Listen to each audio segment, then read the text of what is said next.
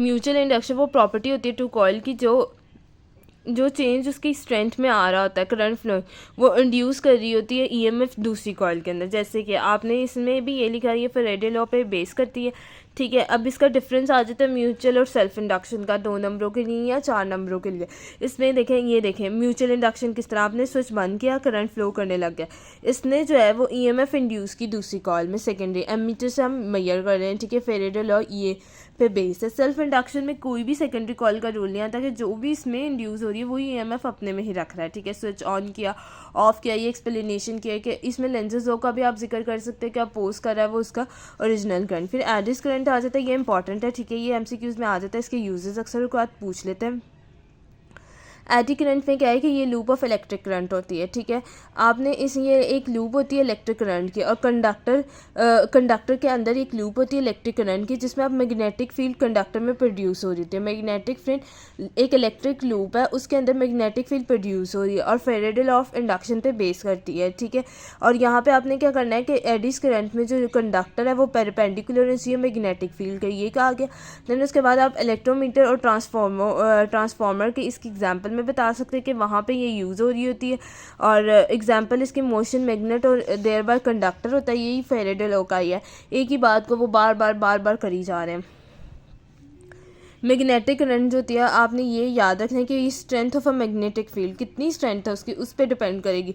Magnetic field area loop का कितना area, उस पर डिपेंड करेगी। उसकी स्ट्रेंथ कितनी, उसका लूप का एरिया कितना, उसके फ्लक्स का रेट कितना है, और इन्वर्सली उसके किसके पर, रेजिस्टिविटी पे करेगी डिपेंड, ठीक है। देन उसके बाद आप आगे ये बता सकते हैं कि ये जो है ये लेंसेज का भी रूल बता दे कि वो इसमें क्या करता है, वो अपोज कर रहा होता है इसको।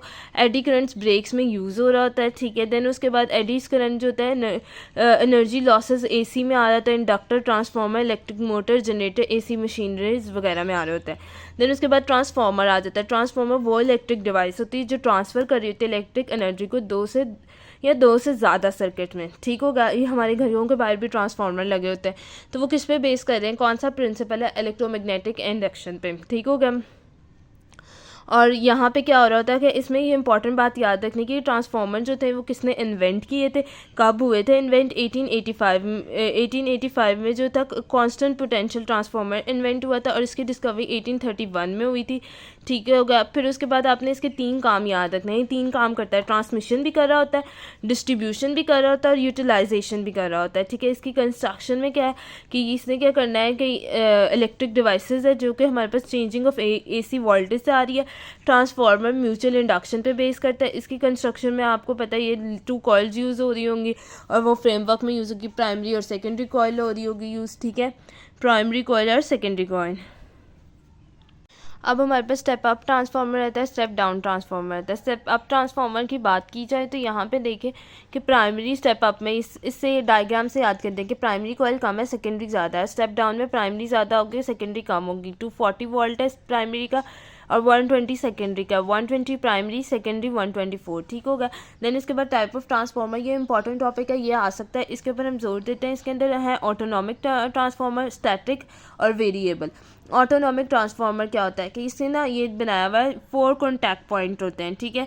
ये 4 कॉन्टैक्ट पॉइंट आ रहे होते हैं, एक सिंगल एक कॉइल होती है, ठीक है, जिसमें 4 कॉन्टैक्ट, ये देखें 1 2 3 और ये 4 कनेक्टिंग पॉइंट होते हैं, ठीक है। और ये भी इलेक्ट्रोमैग्नेटिक इंडक्शन पे करते हैं, सारे इलेक्ट्रोमैग्नेटिक इंडक्शन पे बेस करते हैं।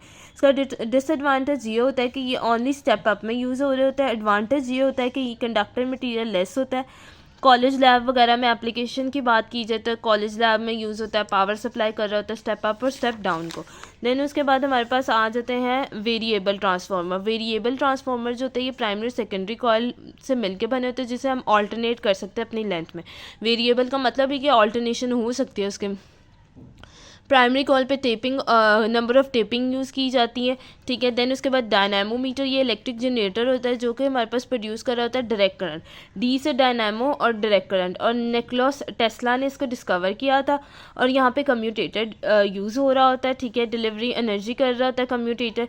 देन इसके बाद इलेक्ट्रिक मोटर, ऑल्टरनेटर वगैरह में यूज़ हो रहा था रोटेटर कन्वर्टर। इसके पार्ट्स की बात करें तो आपने याद इस तरह रखना, RACE, रेस के स्पेलिंग याद होते हैं सबको, रोटेटर, ऑल्टरनेटर और सी से कम्यूटेटर, ठीक होगा, ई को काट दे।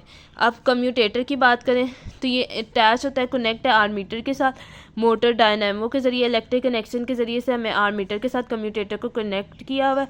और ये रिवर्स भी कर रहा होता है, इलेक्ट्रिक फ्लो ऑफ करंट को अलाउ भी कर रहा होता है, रिवर्स भी कर रहा होता है डायरेक्शन को। ऑल्टरनेटिंग इलेक्ट्रिक जनरेटर होता है जो कि कन्वर्ट कर रहा है मैकेनिकल एनर्जी को, और इलेक्ट्रिक जनरेटर जो होता है वो in the form of alternating का काम कर रहा होता है, इसलिए ऑल्टरनेटर इसे कहते हैं। रोटेटर कन्वर्टर इलेक्ट्रिक मशीन होती है जो मैकेनिकल रेक्टिफायर इन्वर्टर और कन्वर्टर में यूज़ हो रही होती है।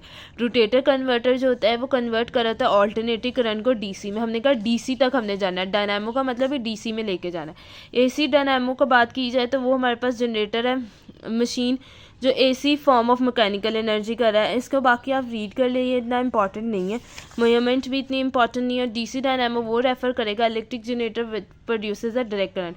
वीडियो आपको अच्छी लगी हो तो लाइक शेयर एंड कमेंट करें।